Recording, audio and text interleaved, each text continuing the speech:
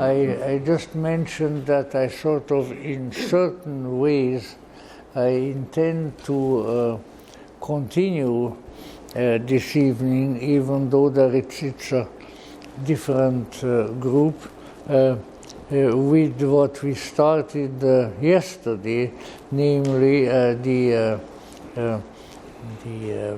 Blavatsky letters, which were just published in Quest, and I marked certain passages that are particularly important for us.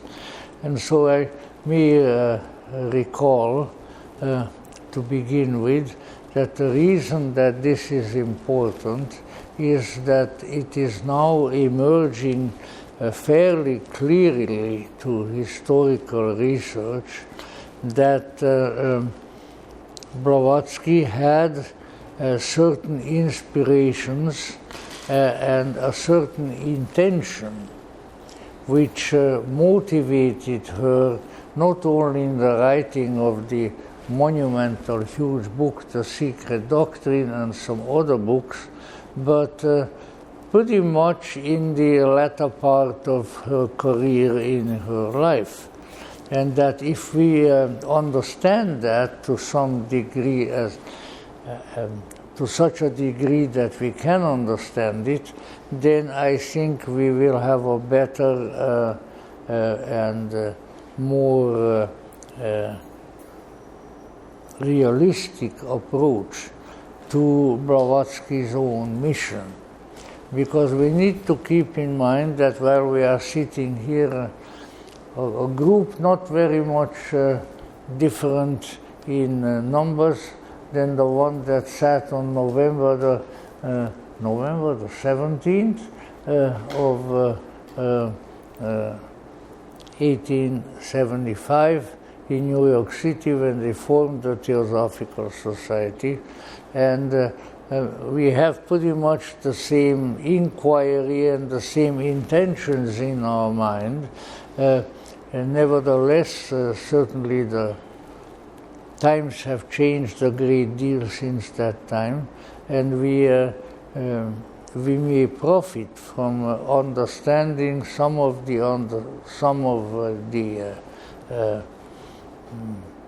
discoveries that have been made, many of them just really over the last couple of decades, into the work, and perhaps even more importantly into the intentions within and behind the work of H.P. Blavatsky. And this, I think, is really very important. You know, I've been a member of the society since 1952, unbroken membership ever since then, and many instances when I was greatly tempted to break my membership, but I never yielded to it. Let us say I have been exposed to and I consorted with generations of people who were attracted to the Theosophical milieu and the Theosophical Society itself. So I have an idea how over several decades people are attracted to this particular approach to reality, and that what usually happens, what questions they have, what difficulties there arise, and how those difficulties may be solved. And so I thought that I come back to that same subject in a little different way this evening. And by the way, I should not forget, in spite of my geriatric memory, that somewhere over there on the piano there is a clipboard with a sheet of paper, and what I put that for there, that if indeed such should happen, if any of you have some ideas about lecture topics that we should have here on Fridays, it would be nice if you could write those out. I'm not promising that I will follow them, but I can also promise that I will look at them and take them into consideration. Also, we are at the end of the month and also end of the first, the beginning, so to say, of the year, and we may wish to keep in mind that it will be very advantageous to us if we pay attention to some of these interests and intentions that people who come to us have, and there certainly have been times when we were very popular in that respect, and we shall continue to try to present what is really in this respect important to people. Now the conclusion that I have come to is one that if it is taken in its totality, which probably no one's conclusion should ever be taken,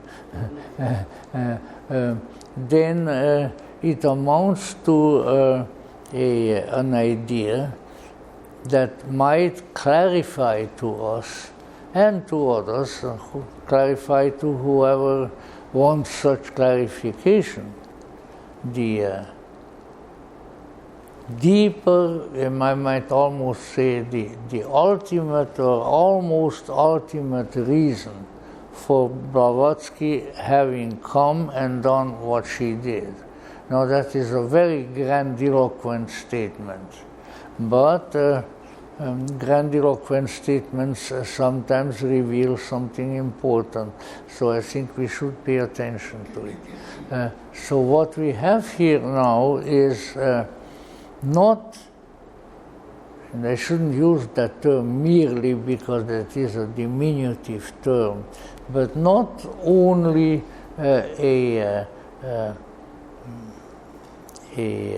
intention on the part of Blavatsky and her few associates to gather together a few people at that particular time in the United States, also, although in a few months' time the founders were gone to India, which some people feel that they should have done, and some people feel that they shouldn't have done, and I think they have done it, and therefore it has to be taken into consideration. But let us say the important issue is here as what was the old lady with her cigarettes and her Russian tea trying to accomplish? What was really the intention behind their actions from then on, whether it was here in America or elsewhere? And besides that, an old gentleman was in one of my programs, had corrected me very correctly, which every correction should be correct, in saying that, yes, she was of course Russian, but she became a naturalized American citizen while she was here in America, and that she never denied that, and indeed was sort of flaunting it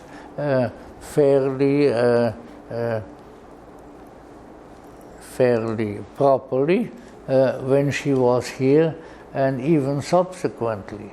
And so that, for instance, when she and Colonel Olcott made it to India, and then had a lot of opportunities to travel in the Indian, I don't know, was India a dominion or colony? Colony, yeah. So in the Indian British colony, well, they were looked at somewhat with suspicion by some of the colonial authorities, because they said, here is this, an American and a Russian who Russian turned American, and they have come to India, and they are causing quite a bit of commotion on the part of the natives, which should be supervised. So wherever they were traveling on train in those days, wherever they went, there was usually at least one Secret Service agent of the colonial government on the train watching them. And so after about a fairly long trip one time, Colonel Olcott became somewhat irritated by this, and he went over to the other railroad compartment where the spy was, and he said, "My friend, would you like to have a cigar?" And the man was quite grateful for it, and so kind of a friendship developed between the spy and Colonel Olcott and Madame Blavatsky, and they had quite it was a much more enjoyable trip than others, where we didn't have anybody who came to watch us. So, all of these things were, let us say, there. But nevertheless, there was, of course, a great deal of rivalry in the latter part of the 19th century and in the early part of the 20th century for influence in India and in various other British colonies. And for a number of decades, the chief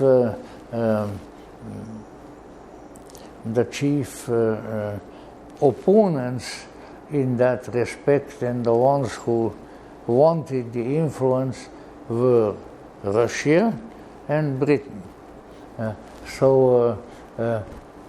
Because they said, well, an English-speaking Russian, that's right there, that's very suspicious, because the Russians are not very good at that sort of thing. They are still not. And then Americans are always suspicious anyway. So that was kind of the way it was going. But it was important to remember that there was a considerable background here. First of all, let's start with the American. Colonel Henry Steele Olcott, from an old Connecticut Yankee family. There is still, and I saw it when we were there is still a street in Hartford, Connecticut, which is Olcott Street. It's named after his family, not just him as an individual. So it's a really long-established Yankee family. In fact, somebody wrote a book, kind of a so-and-so biography of Olcott, which characterized him as a Yankee scholar. Well, that's all right by me.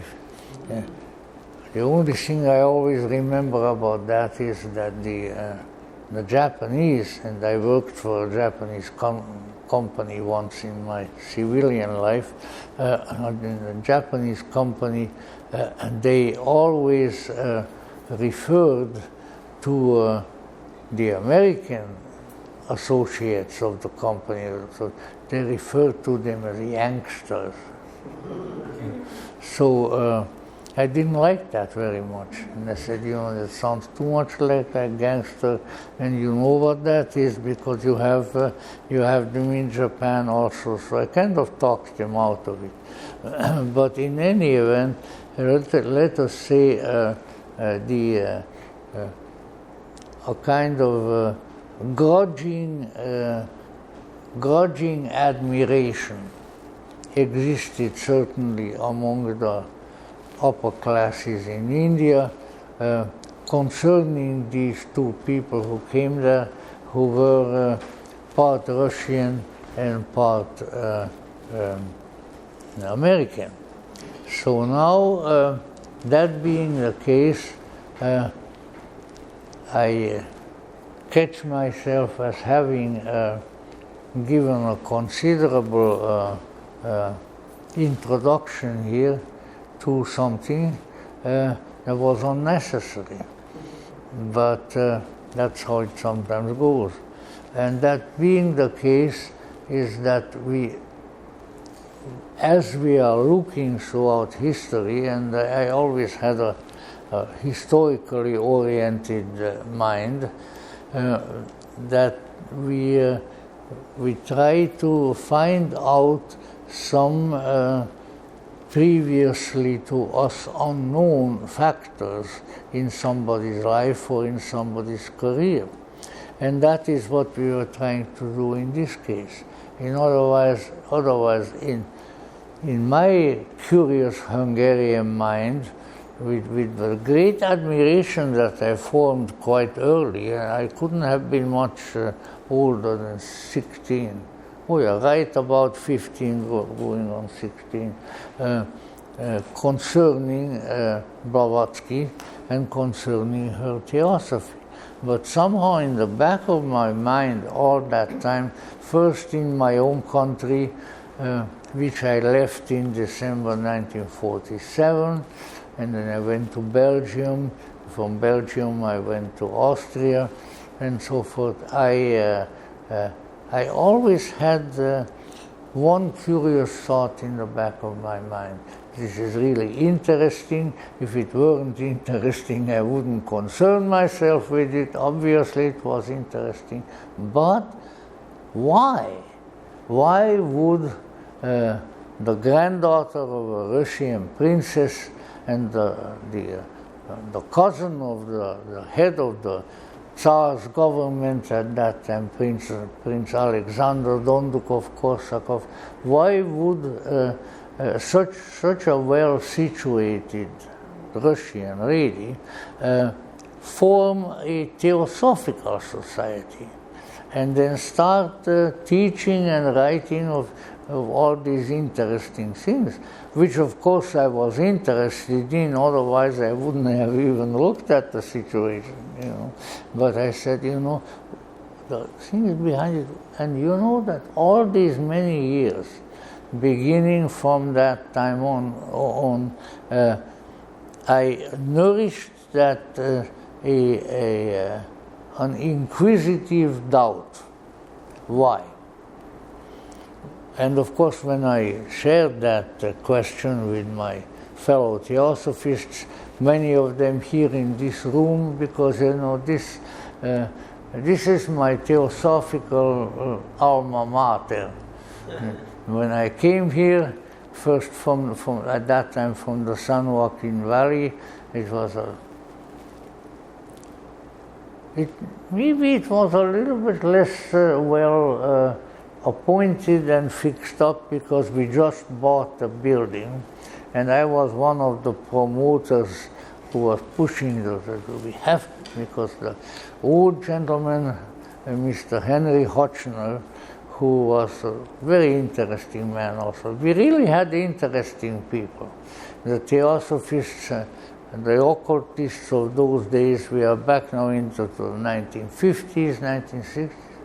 You know, doggone it, they were interesting people. They really were. Now, I don't mean to take away from anybody's prestige and say that they are not so interesting now. Well, maybe because I have been among them for so long, they don't interest me as much as they did at that time. Nevertheless, you know, there were a lot of interesting people here. And there were some, even, you know, most everybody's age in this particular lodge at that time was, I would say, close to or above 70, including mine, which was close to 17. So this is quite a difference. I was the youngster, always. But among them, you know, I discerned that in a different way, and maybe in a less brash and Hungarian fashion, most of these people also nourished these curious interests and doubts that I had as to why at that particular time in the last quarter of the 19th century, when the world was practically ruled by the British Lion, and when the terrible and bloody Civil War had just ended in America, why would they wish to start an occult society called the Theosophical Society? And I think it took me all those many decades to get an idea. And that idea might not be true, but I've got the idea anyway. And that idea is the one that I'm really referring to now, because there have been discovered, and in some cases republished and reprinted and so forth, several writings of H.P. Blavatsky, mostly authored toward the very end of her life, which give us hints and sometimes fairly strong indications as to what her permanent and deeper motivations may have been. So the average theosophist of those days, and maybe ask him, well, why do you think she did all that? Oh, well, she wanted to teach people about reincarnation. She wanted to teach people about karma. She was hoping that humanity would improve as the result of these teachings, and that's why she wrote Secret Doctrine and Isis Unveiled, to sort of build a theoretical and mythical framework around these unusual teachings. I am sorry to tell you that argument never really washed with me. I said, there has because for one thing I'm a history buff, and I always loved history, beginning to when I was maybe about 10 years old. And you could tell that just a serious search of history, the historical records will tell you that there was a tradition, now we call it a tradition, the esoteric tradition, that there was a stream of Gnosis, shall we say, for a very long time in the Mediterranean area, and eventually clear up to America and so forth, which taught the basic concepts of what in so many ways theosophy was about to teach later. So in other words, this was nothing new. And if it was nothing new, then why in the heck did Blavatsky practically kill herself? Because she was a very energetic and very self-sacrificing woman. And all right, when I went to India, if they had to go hundreds of miles on an ox cart or without an ox cart, just walking on their own feet and things like that, they did it. And I am sure that her precarious health, which really caught up with her in her early 60s, was connected with that. So why did she have that powerful, that mission? There wasn't only a motivation, but a mission, that somehow this new or this previously unknown teaching needed to come in this case, to the Western world, subsequently to India also, because it created, even today, the largest membership, signed up membership of in the Theosophical Societies in India. So, you know, I mean, that means something too, because that, after all, that is the home of the wisdom of the East. Even Buddha was born and raised in India. I don't know how that relates to what I'm trying to say, but I'm saying it just the same. So now, so in other words, I always felt, yes, sure. I mean, these are wonderful, interesting teachings, and the whole tradition, once you kind of catch on to it, from the earliest times on, both in Europe and in other places, of the esotericists, all the Rosicrucians, all the magicians, all the interesting people throughout the ages, not always there, but does the revival, let us say, of these teachings, and they're bringing into the quote so-called modern world, does this justify the tremendous amount of effort and the self-sacrifice of Blavatsky herself, and certainly of Colonel Olcott also, and of the early Theosophists? I mean, you know, I met still a lot of people personally, handshake-wise, in this room and elsewhere, who were from the early Theosophists. There were some there was a darling old gentleman by the name of Mr. Moran, an British-Irish lawyer, who came over in. His great unhappiness was that if he had stayed in the British Isles long enough, he could have met Blavatsky before her death. But he came to America instead and said, who have I met here who is important? Well, I said, Mr. Moran, you got to figure that out yourself. But in any, you know, there were all sorts of things like that. So that, let's say, there were certainly questions as to who this strange cigarette smoking, tea drinking Russian lady was, and of why she was.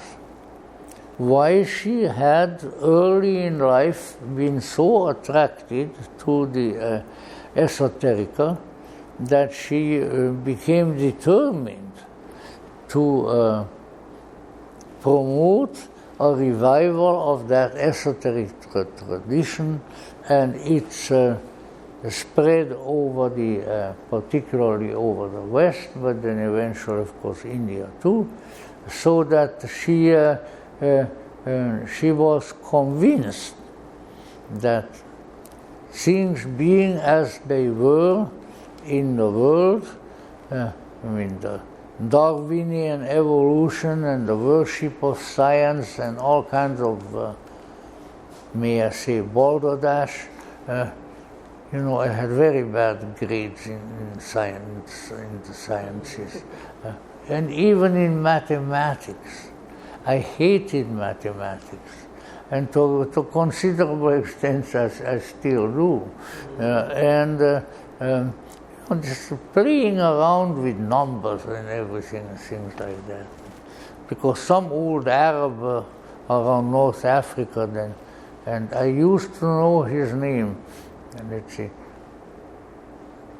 Mohammed ibn Musa al-Khwarizmi. He is the one who invented algebra. Arabic word, algebra. And, you know, so let's say, you know, all kinds of people who were in, but somehow these people who were playing around with numbers, they just seemed to me like boring bean counters, you know, and really rather uninteresting.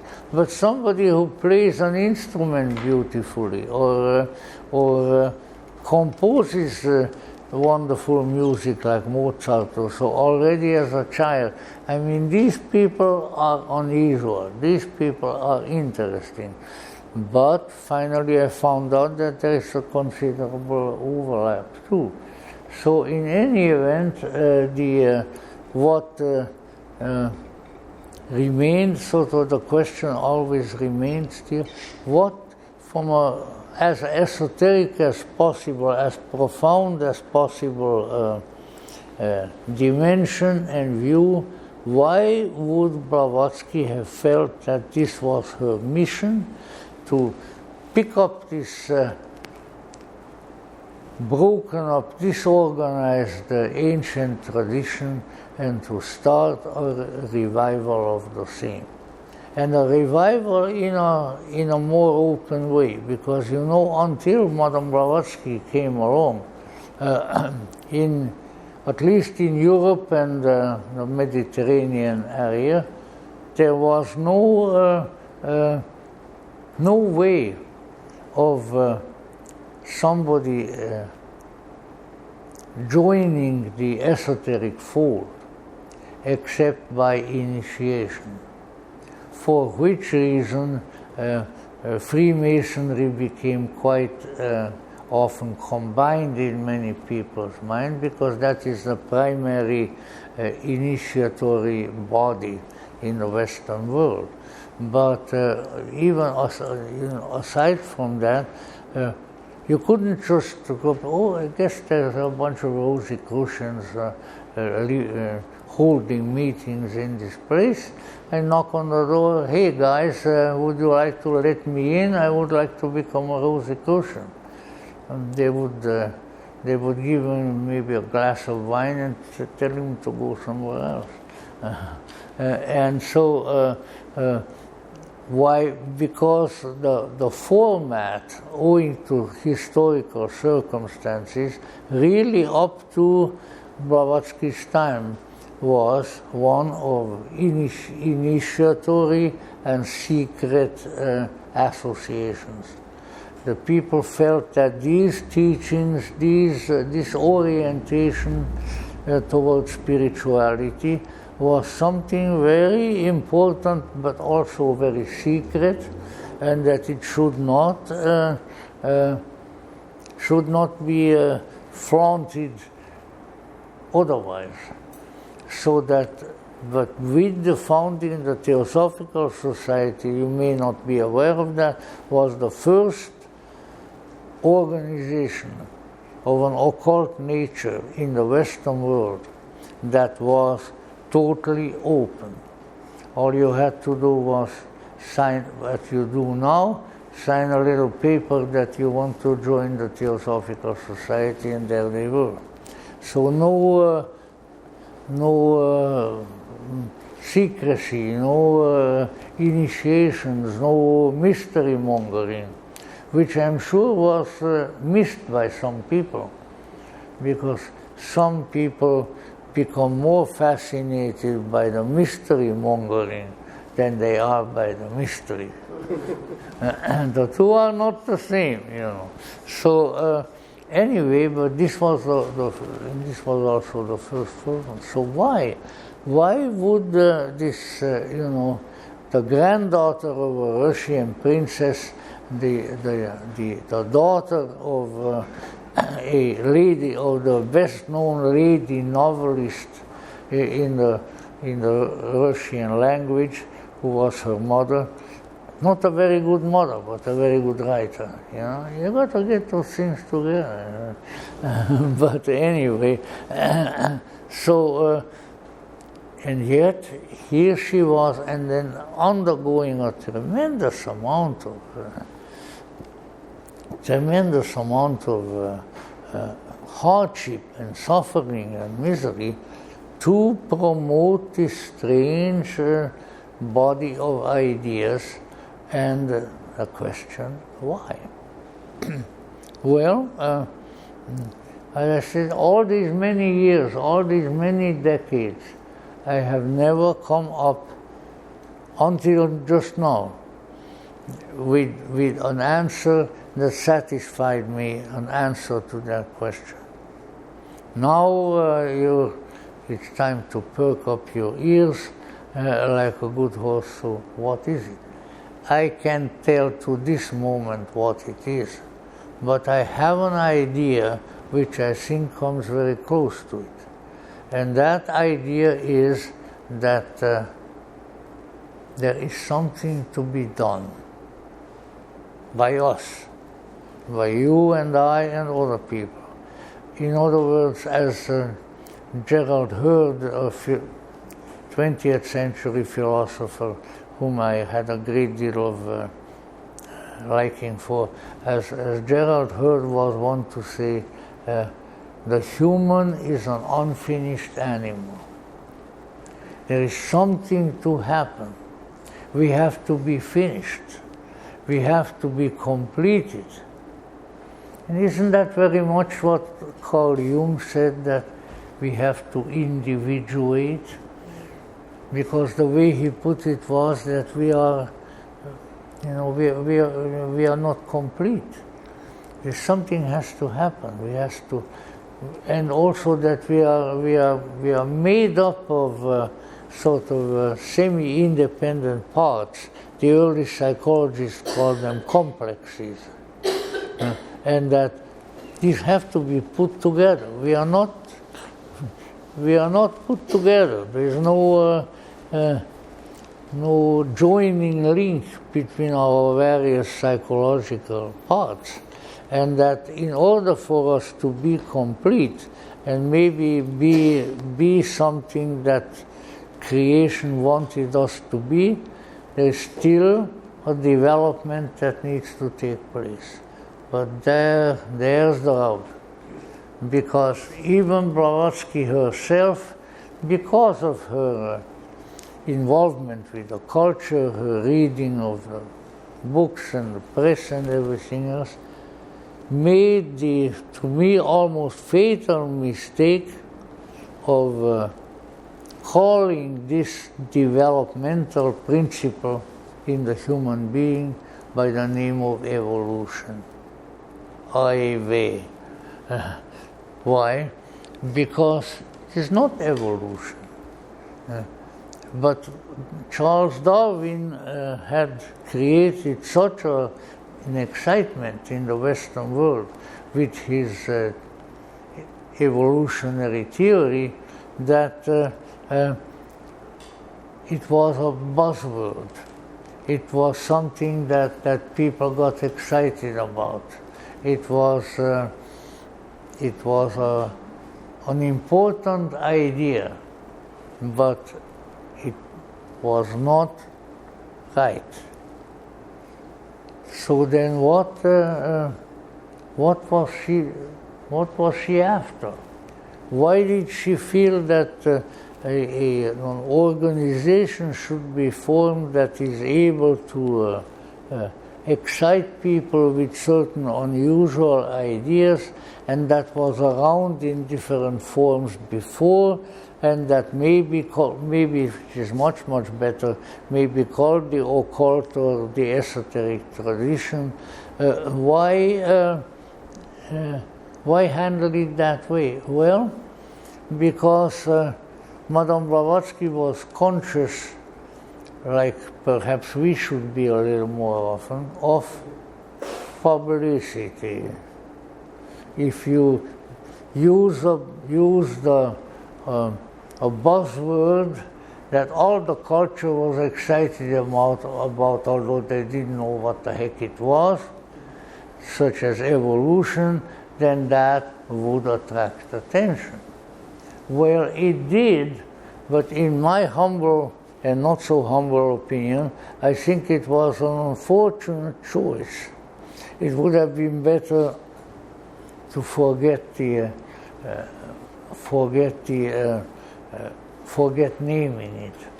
But in any event, we might say that Blavatsky, since she was, as we now know, since she was a youngster, since she was a teenager in Russia, riding the horses of her father's Cossack regiment, because he was a commanding officer, colonel. Peter Alexeyevich de Hahn. Hahn being a German name that denotes rooster. And you know that family is still around here and there. In fact, I was already here in this lodge, and Madame Blavatsky's great nephew, Mr. Boris de Zirkov, an absolutely delightful, wonderful man. I wish he were still alive. He was so nice to be around. So I went to Mr. de Zirkov, who was speaking here that Sunday, and I said, Mr. de Zirkov, I want to ask you something. Is the Hahn family still around? And he said yes. And he sort of, all of these people were sort of on borderline psychic a little bit. And he said, you will know more about them very soon. Just keep your eyes open. I said, thank you, sir. Within a matter of 10 days, I had news from Europe that the first cousin of mine, female, daughter of my mother's sister, was marrying someone of the Russian family of Hahn. Mm-hmm. And so I brought the wedding announcement with me here to this place. And Mr. de Zirkov was here again. He spoke for us about at least once a month. Very, very fine gentleman. But anyway, in any event, so I asked him, Mr. de Zirkov, are these the... He said, there is only one family Hahn. There are little subdivisions of Rottenstern Hahn and this kind of a Hahn, that kind of a Hahn, all the roosters, but they are all come from the same. So I said, well, my cousin is marrying a Hahn in Austria right now. And he said, well, welcome to the family. So, there's always a story about this. How did the Hans become Hans? I'm sure you are just burning up to wanting to learn that. So therefore I'll tell you. If you weren't burning up for it, I wouldn't tell you. And the thing was that there was a crusade.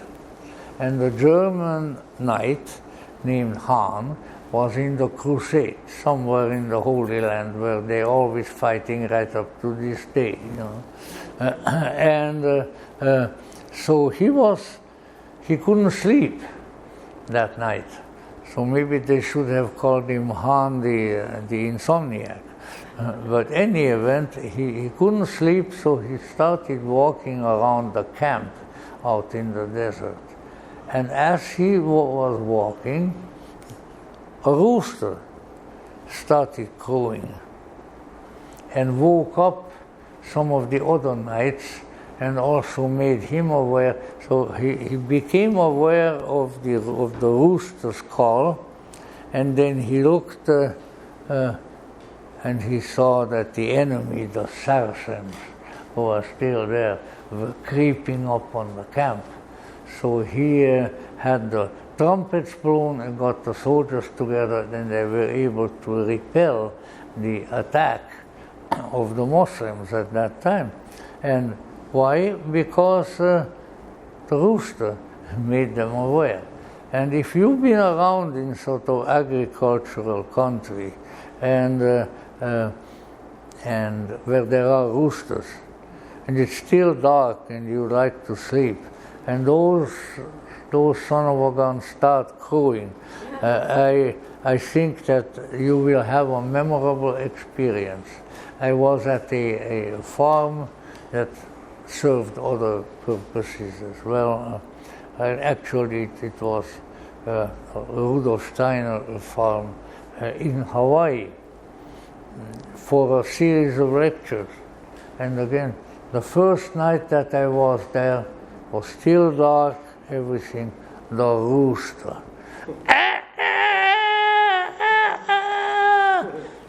Oh my word. So I couldn't sleep.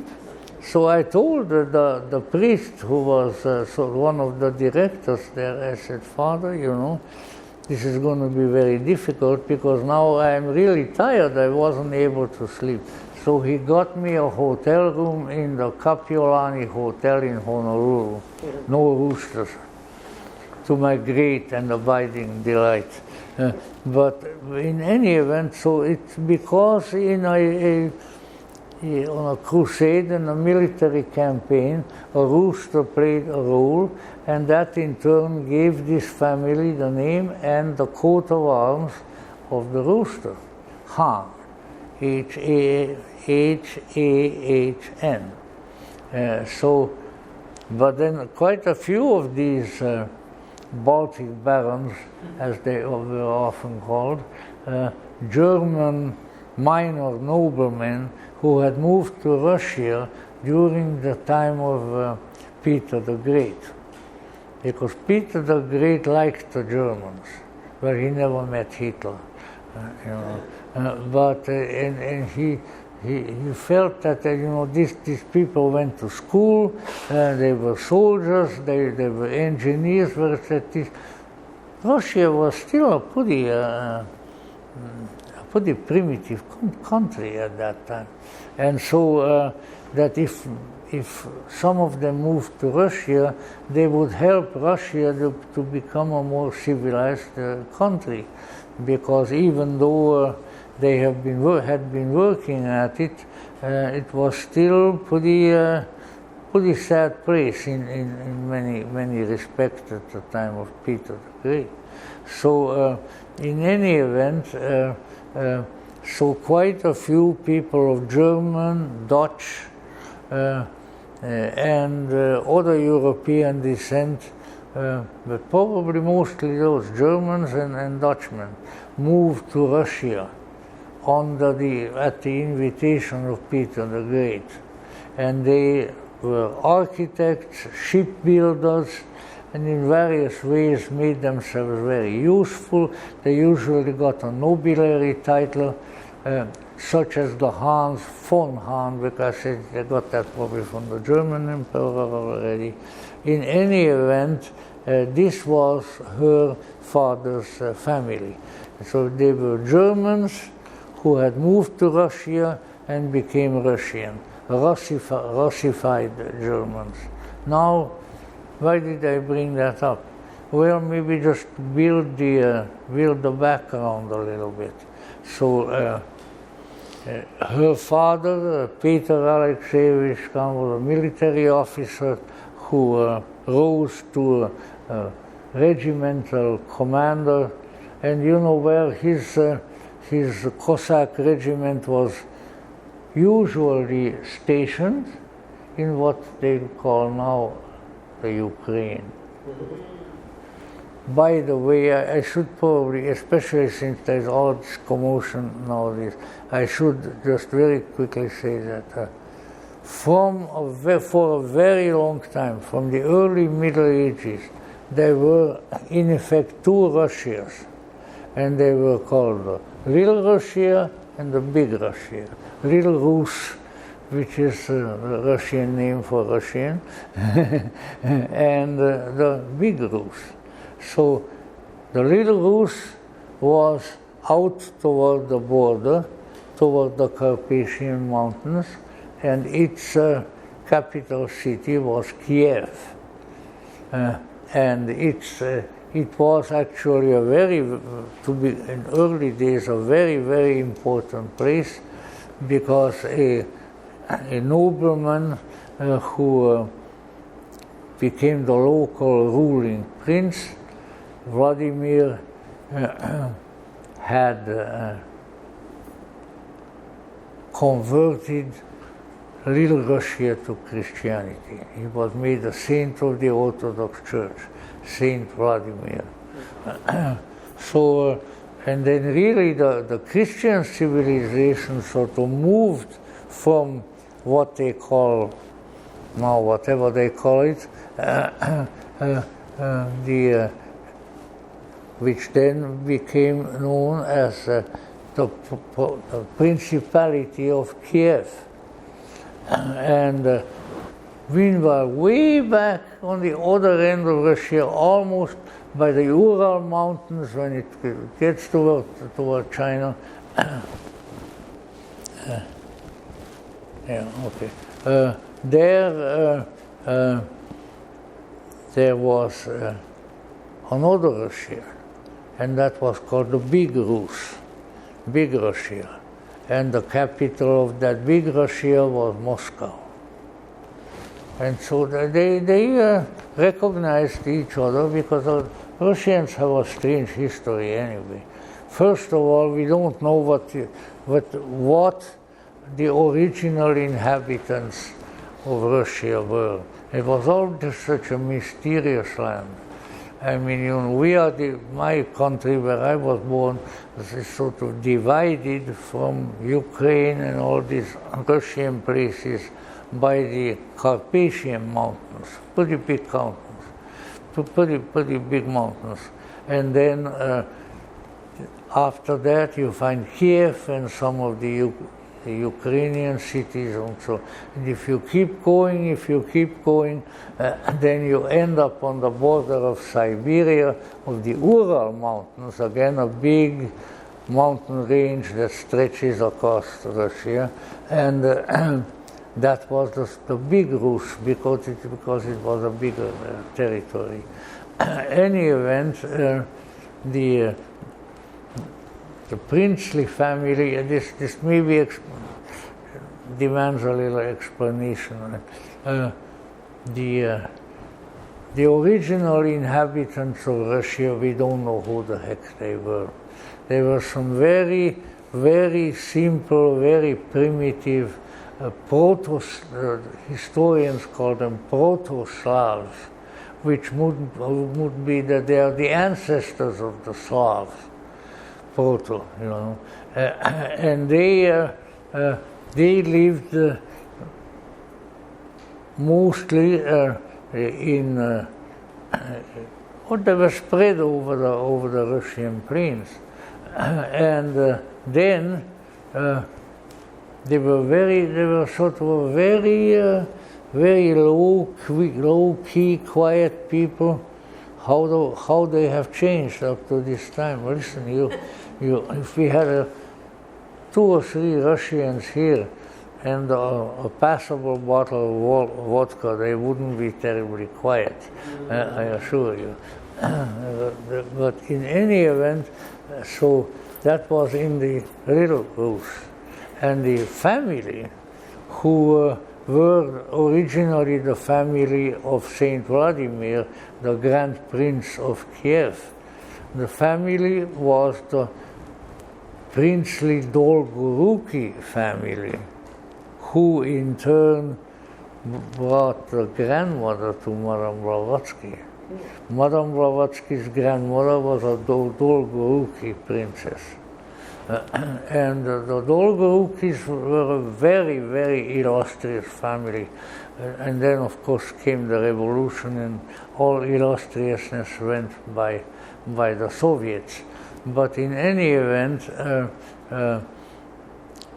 what happened was that when, after a few centuries, then an invasion of some strange tribes, and they were called the Varangians, who were really, the historians say that they were mostly a variety of Scandinavian tribes.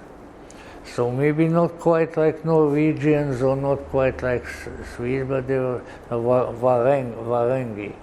Now the Varangi came, and they were much more ambitious, they were much more cultured, they had their own trainings, especially in warfare.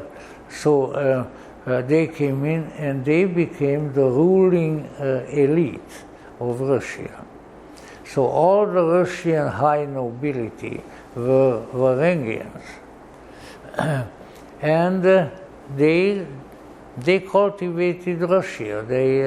They opened churches, they opened schools, they got everything going, and their leader was sort of an old patriarch, but you shouldn't use that term because the heads of the Orthodox Church are patriarchs also. But in any event, one of the big leaders was a Varangian by the name of Rurik.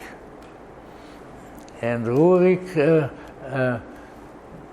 all the relatives and the descendants of Rurik became the local rulers, as they called it, in the Russian lands.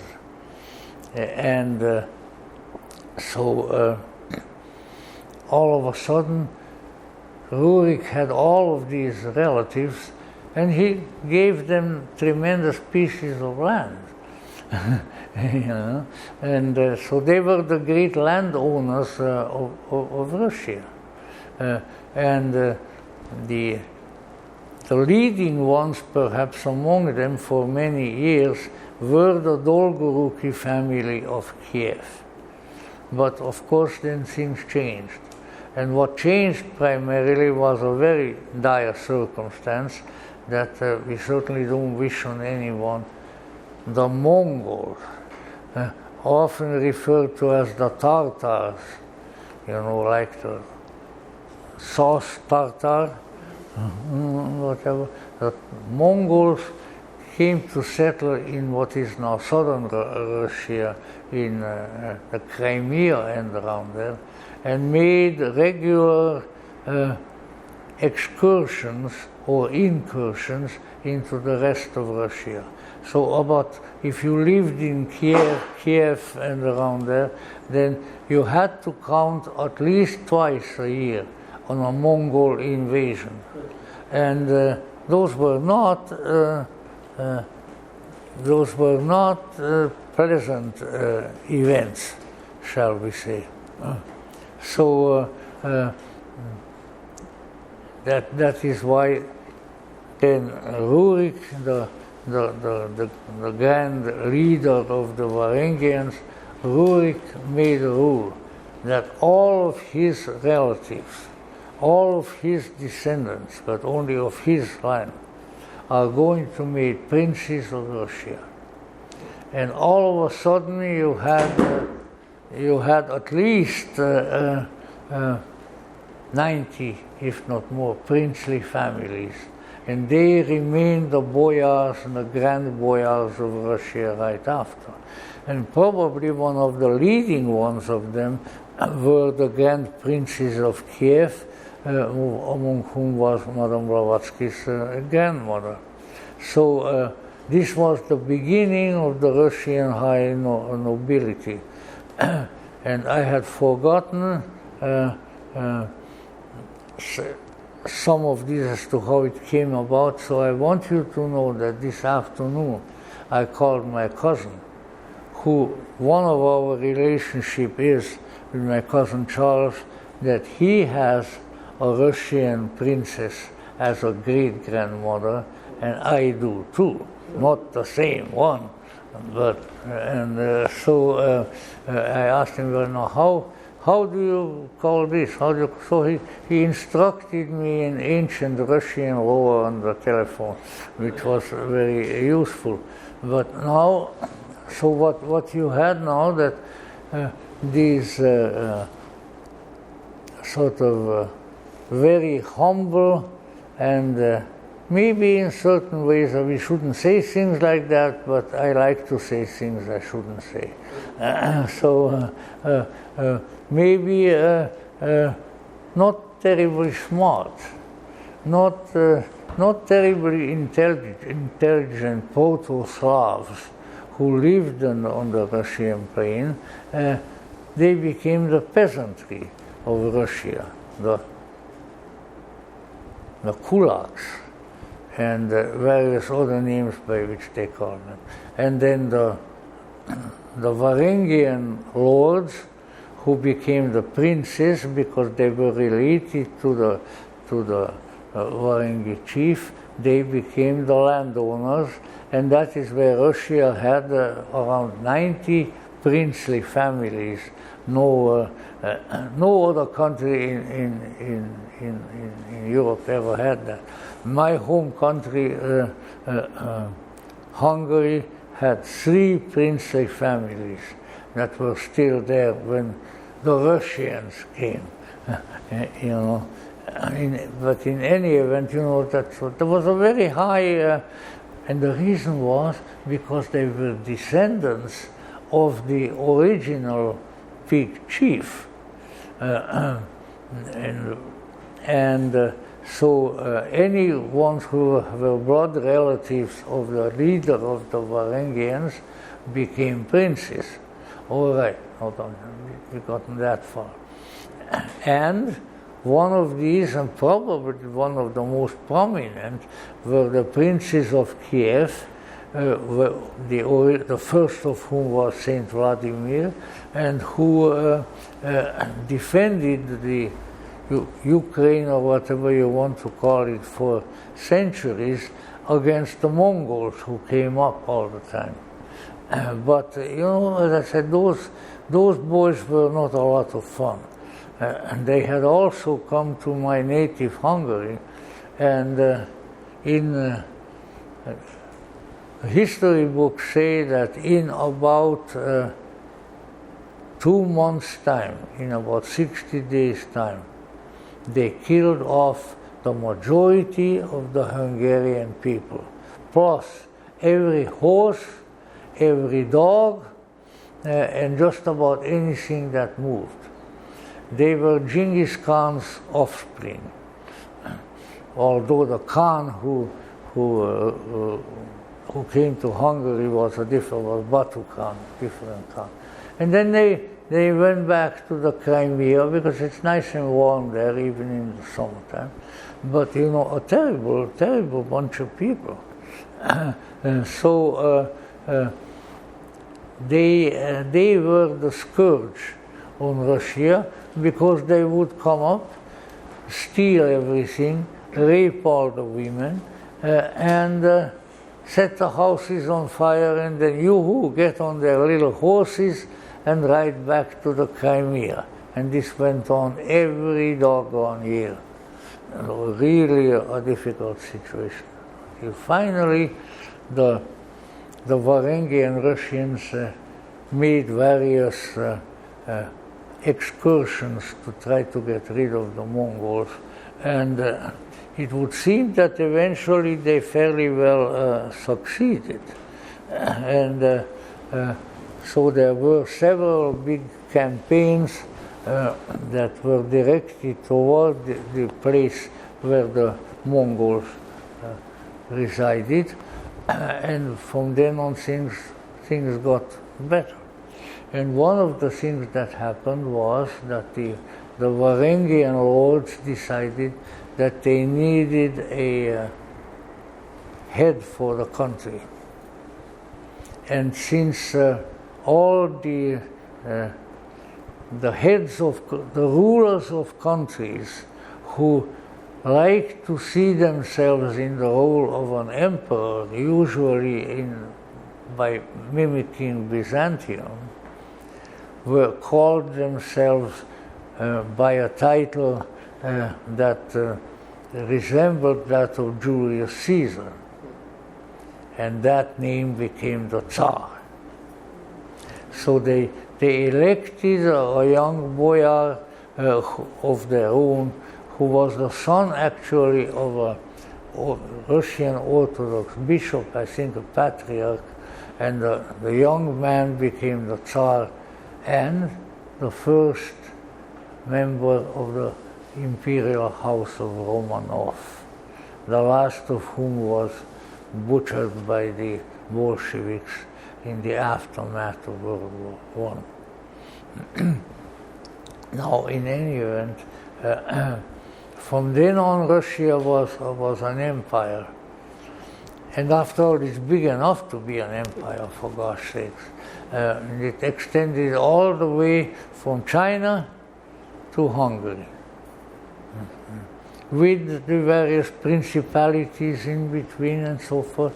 As I say, Moscow became the more prominent of the cities, and that's where the Tsar resided for a long time, until Peter the Great, who built St. Petersburg, and which now is once again, thank God, it's once again St. Petersburg and not Leningrad.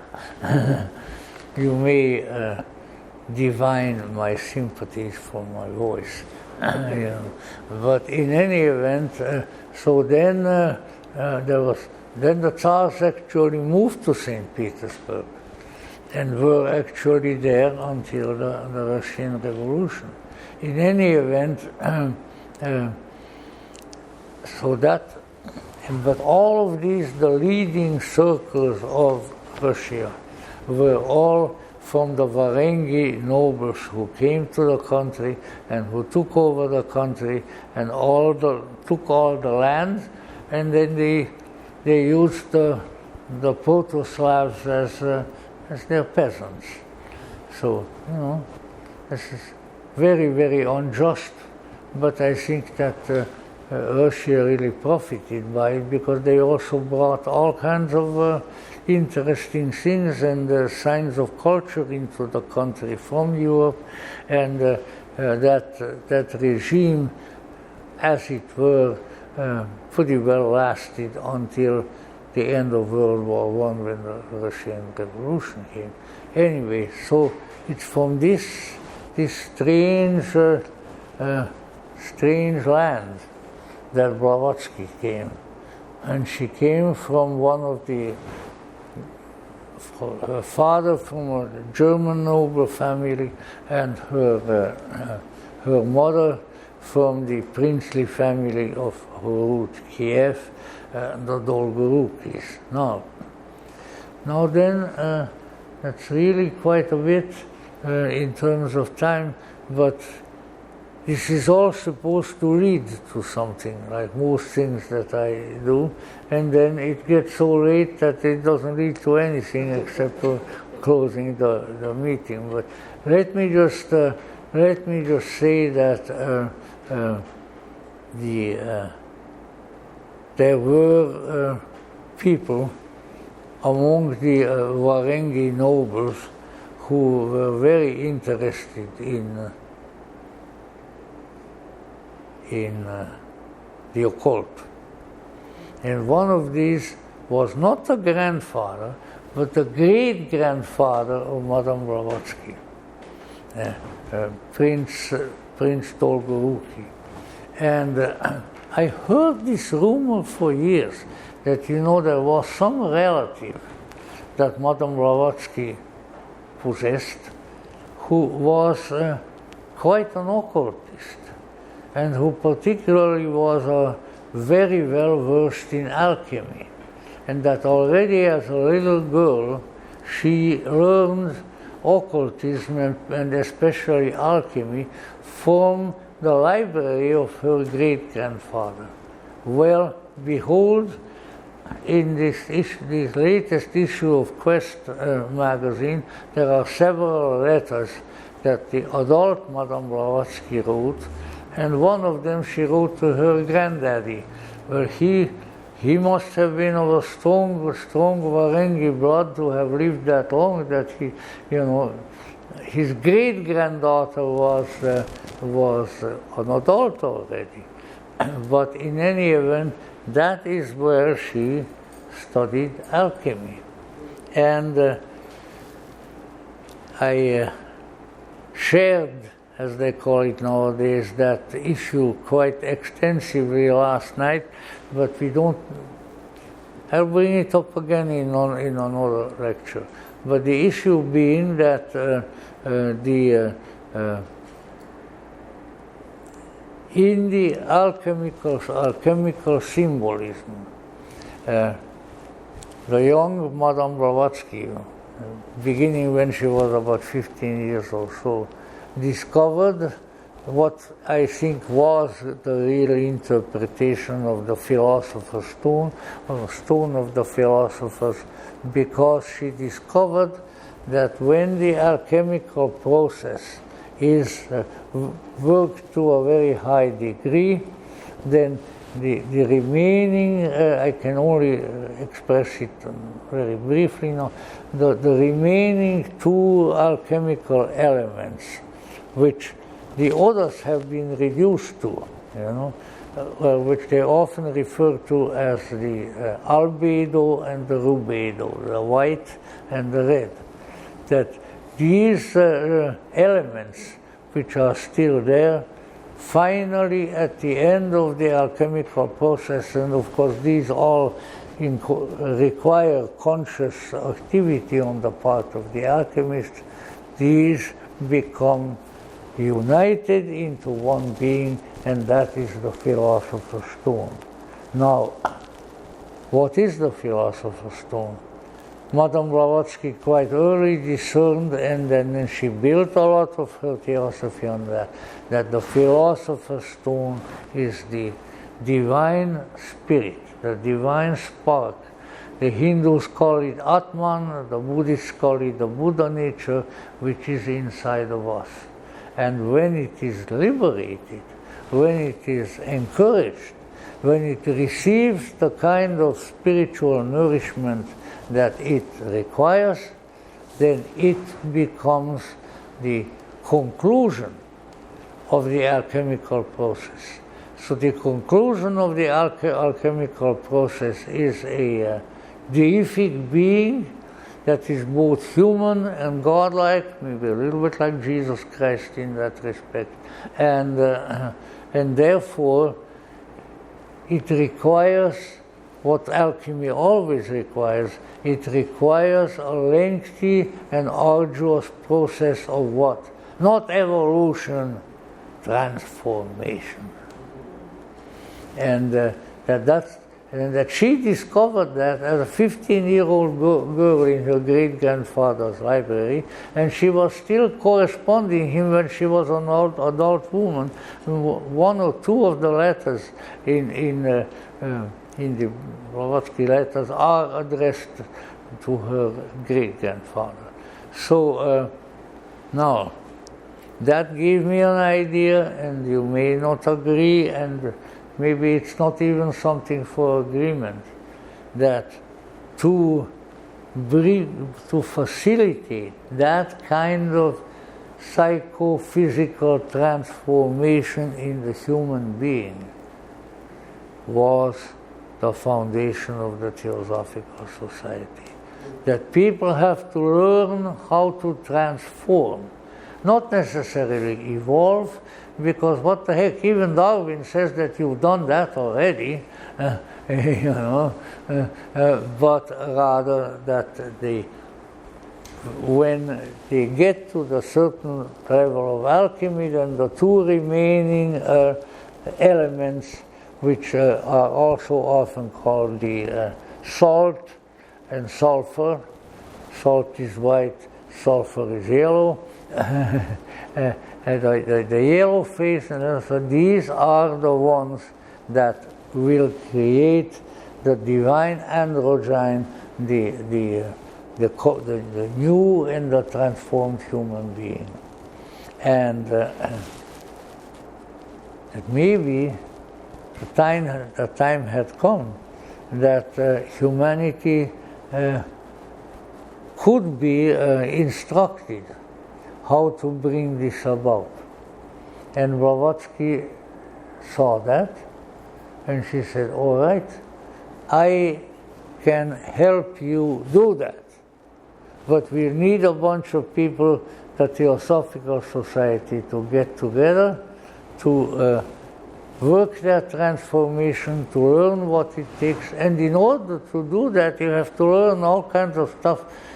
If you're going to transform yourself, you have to learn yourself first. You have to learn who you are to transform it into something greater.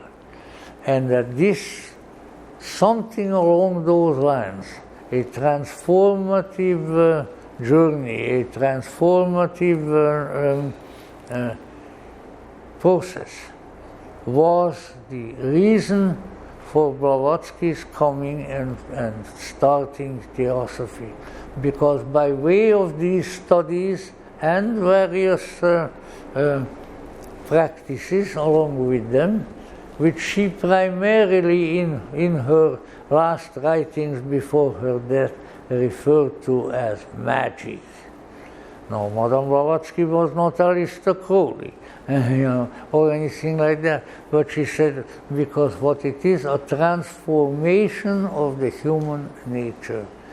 Magia, which comes from the Greek mega, which is now a big political thing, I even have a little red hat in the office which says that we should revive alchemy. Alchemy play again. Yeah. So in any event, who knows? Maybe that will work into it too. But in any event, her objective was to facilitate with various helpers, and this is where the master business comes in, because in the course of this magical transformation, the human being gains access to all kinds of forms of gnosis, knowledge. And that knowledge helps the human to transform into a living philosopher's stone, as one of the great alchemists has put it. So that is what she was working for. But the way it worked out, this became only slightly evident, but it is still there. So the occult revival that came in the 19th century and that is still with us, and the chief banner carrier of which was Theosophy, is the learning and teaching the transformation of the human being into a higher, into a more than human, into a superhuman, into a God on earth. Using the term God in the fashion of the Greeks and the Egyptians and all the rest of them. Deity, a deus, or a dea. In any event, we implicit in all of this is the teaching that we have a future. And this future is our own apotheosis, our own deification, our becoming a master of wisdom. And that there are such around now, and that many of them are only in a spirit body. Probably because they grew tired of this body. Listen, I am 93 and I'm tired of it. But at the same time, I don't really want to give it up yet, okay? So you may see me here in this chair further. But there's something along the alchemical key to the reason for starting Theosophy and founding the Theosophical Society, and by now all of its afterrunners, all the different organizations that came from that source, but that are still really directed towards that. This was the real reason, and if it was the reason, then maybe it still is the reason. And if it is the reason, then why don't we do it? Why don't we do it, people? Or at least we should devote some attention to learning how to do it, and then maybe out of the clouds, maybe out of the Gnostic pleroma, a round-faced Russian with big eyes, with a cigarette in her, will say, "Ah, хорошо, очень хорошо. Yes, good, very good." And if I get to see that day in some fashion, then let me tell you, that will be the happiest day of my life. So that's as much as we can do about it now, but we can bring it up in other contexts, because if this is really true, then I think then this is a very, very important theosophical insight and discovery, and it will be worth exploring. And I know that alchemy is a big, complicated thing. But you know, it's not as complicated as you think, because there are, you can jump into alchemy according to one alchemist, one system, and another one, and they all will work if you do it right. It's not so much the system that people always, oh, we got to have the right system, we got to have the right system. No, you have to be right, and then you'll find the system, and you'll become the system, and may it happen to all of us. So, thanks for today.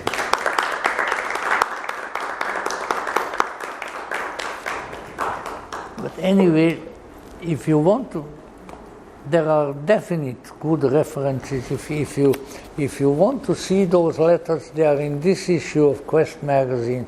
You could request them, request a quest from Wheaton or from Ersmer. Even though there are two of us in the lodge here, my dear wife and I, they have only sent us one magazine.